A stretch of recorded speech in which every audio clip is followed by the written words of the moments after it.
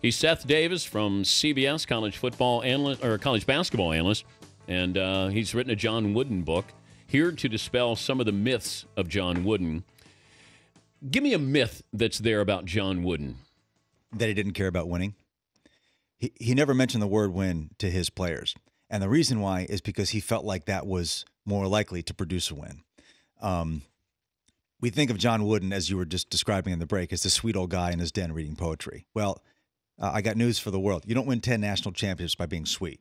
He was an extremely tough and competitive man. He had a very controversial reputation for his treatment of referees. At one point, the Southern California basketball writers were going to censure him because of not only of his treatment of referees, but opposing players. He would ride opposing players during games as he sat there with his legs crossed in his program that used his megaphone. Yeah. Many of his coaching colleagues resented him, first of all, because he was kicking their butts, but also they resented his holier-than-thou, what they saw as a holier-than-thou attitude. They called him St. John, and that was not a compliment.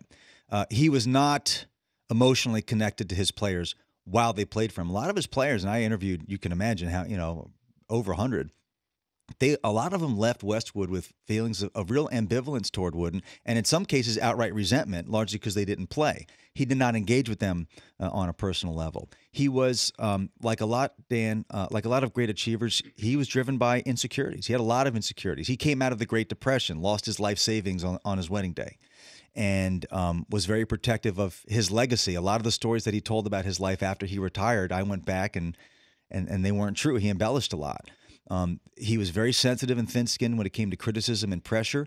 The 12 years that he won those 10 championships were in large measure the 12 unhappiest years of his life because he created this monster that basically devoured him, and he had a heart attack, and he retired earlier than he needed to.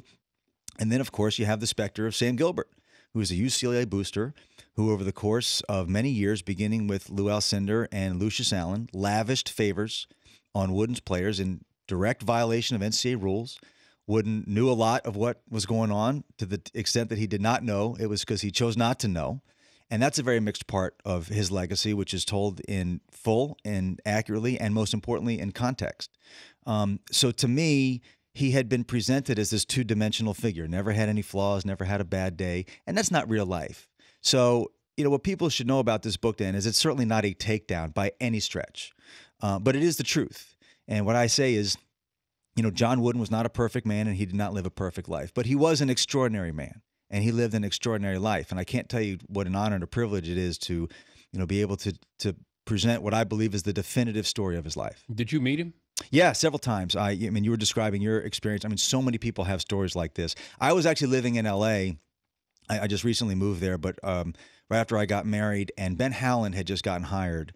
And I knew that Wooden went to breakfast at the same place. He was a man of compulsive behaviors. He went to the same restaurant, ordered the same meal, and he was very available and engaging. And I had this idea, you become the coach at UCLA and you get John Wooden. You get the shadow and the expectations, but you also get literally John Wooden. He's right there.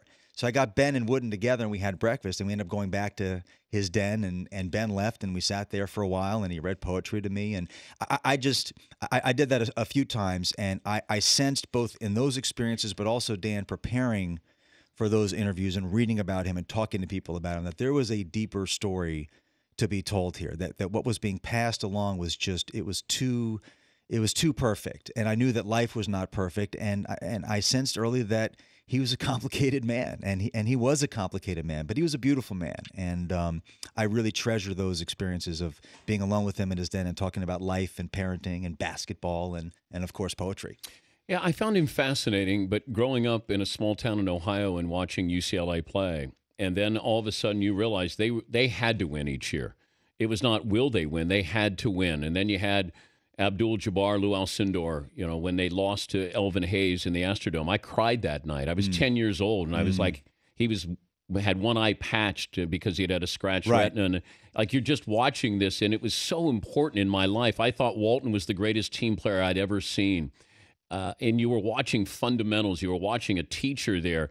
And then to read your book and realize the guys who got it after they left of what he was teaching, trying to instill values in them.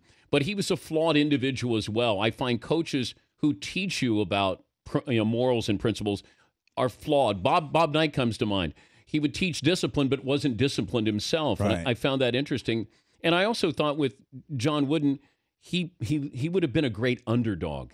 Like the small, the first championship team that was 6'5" and under. Right. He loved that Right. because that was him as a player and a coach. When you got Alcindor and Bill Walton, you had to win. When they lost on a West Coast to USC or somebody, it's like it was headlines across the country. Well, remember, first of all, it took him 16 years to win his first championship. It took him 14 years to win his first game in the NCAA tournament. You think Steve Alford's going to make it 14 years without winning a game? Oh, so, man. he had, and those were very frustrating years for him. They didn't have a gym. I mean, when they played in 64, they literally, the small gym that they had was condemned because for the fire marshals, they were playing at gyms all over the city. They played several games at Venice Beach High School.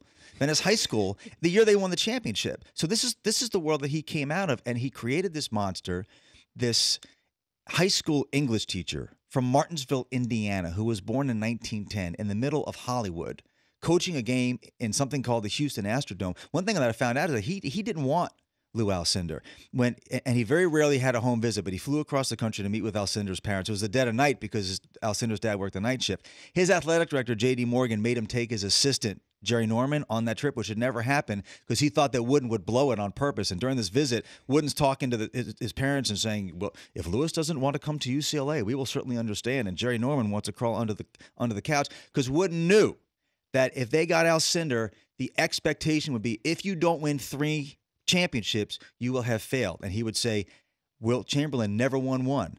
Oscar Robertson never won one. It's ludicrous to say that we would win 3. Well, of course, that's what happened, but it was not a happy time for him, but he was so competitive and so good at what he did, and his players got to be so good, it just got rolling.